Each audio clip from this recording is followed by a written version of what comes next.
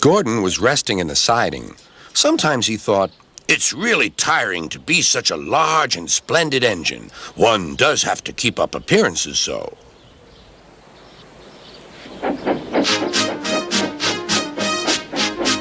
Beep, beep, beep, beep. "Hello, lazy bones," whistled Henry.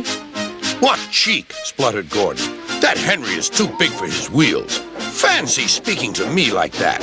Me, who has never had an accident." "Aren't jammed whistles and burnt safety valves accidents?" asked Percy innocently. "No, indeed. High spirits. Might happen to any engine. But to come off the rails like Henry did, well, I ask you, is that right? Is it decent?" Then it was Henry's turn to take the express. Gordon watched him getting ready. "Be careful, Henry. You're not pulling the flying kipper now. Mind you keep on the rails today."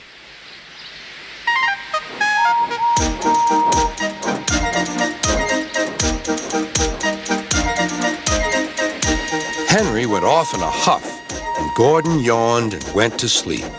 But not for long. "Wake up, Gordon," said his driver. "A special train's coming and we're to pull it." "Is it coaches or freight cars?" "Cars," said his driver. "Cars," said Gordon.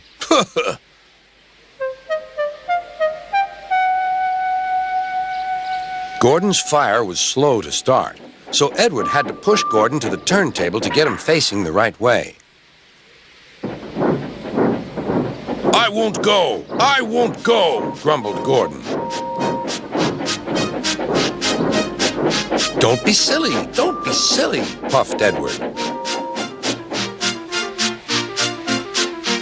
At last, Gordon was on the turntable.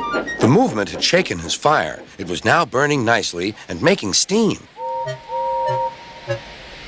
Gordon was cross and didn't care what he did. He waited till the table was halfway round. "I'll show them! I'll show them!" he hissed. He moved slowly forward to jam the table, but he couldn't stop himself and slithered into a ditch. "Whoosh!" he hissed. "Get me out! Get me out!" "Not a hope," said his driver and fireman. "You're stuck, you silly great engine. Don't you understand that?" They telephoned Sir Topham Hatt. "So Gordon didn't want to take the special train and ran into a ditch?" "What's that you say? The special's waiting? Tell Edward to take it, please, and Gordon, leave him where he is. We'll get him out later." On the other side of the ditch, some little boys were chattering. "Oh, doesn't he look silly? They'll never get him out." They began to sing. "Silly old Gordon fell in a ditch, fell in a ditch, fell in a ditch. Silly old Gordon fell in a ditch, all on a Monday morning."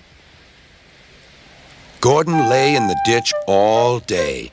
"Oh dear," he thought, "I shall never get out." But that evening they lifted Gordon and made a road of sleepers under his wheels to keep him from the mud. Strong ropes were fastened to his back end, and James and Henry, pulling hard, managed to bring him to safety.